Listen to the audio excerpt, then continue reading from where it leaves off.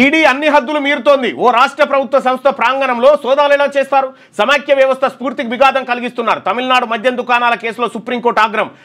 టస్మాక్ పై money laundering దర్యాప్తు నిలిపివేత, కేంద్రం దర్యాప్తు సంస్థకు నోటీసులు జారీ. ఈ ఈడీ నరేంద్ర మోడీకి ఓ ఏది పైజాం జేబులు ఉన్నట్టుంది.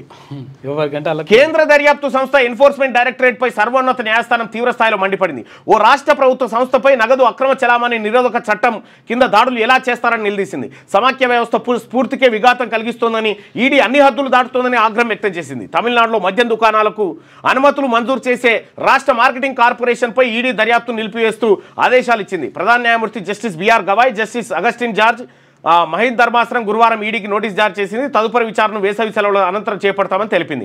టస్మాక్ అక్రమాల వ్యవహారంపై ఈడీ దర్యాప్తునకు సహకరించాలంటూ ఏప్రిల్ 23న మద్రాస్ హైకోర్టు వెలువరించిన ఉత్తర్వులను తమిళనాడులోని డీఎంకే ప్రభుత్వం సుప్రీంకోర్టులో సవాల్ చేసింది.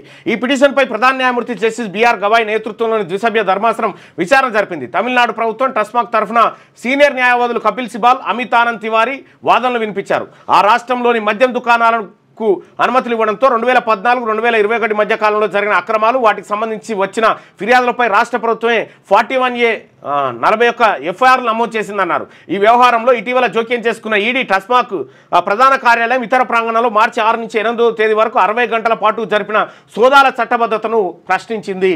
సుప్రీంకోర్టు మొట్టికాయ వేసింది ఈడీకి. ఈడీ రైడ్స్ చేస్తుంది. ఈడీ దోషులుగా తేల్చింది ఎంత పర్సెంట్? 10 నుంచి 12% కూడా ఉండదు. 80-90% మంది మళ్ళీ నిర్దోషులుగా వెళ్ళిపోతూ ఉంటారు. లేటెస్ట్ న్యూస్ తెలుగు మరియు ఇంగ్లీష్ అప్డేట్స్ కోసం ఇప్పుడే క్యూన్యూస్ అఫీషియల్ యాప్ ని ప్లే స్టోర్ నుండి డౌన్లోడ్ చేసుకోండి. సరికొత్త సమాచారాల కోసం క్యూన్యూస్ వెబ్సైట్ ని ఫాలో అవ్వండి. ఛానల్లో ప్రాంతీయ, జాతీయ, అంతర్జాతీయ వార్తలు వీక్షించండి. లైక్ చేయండి.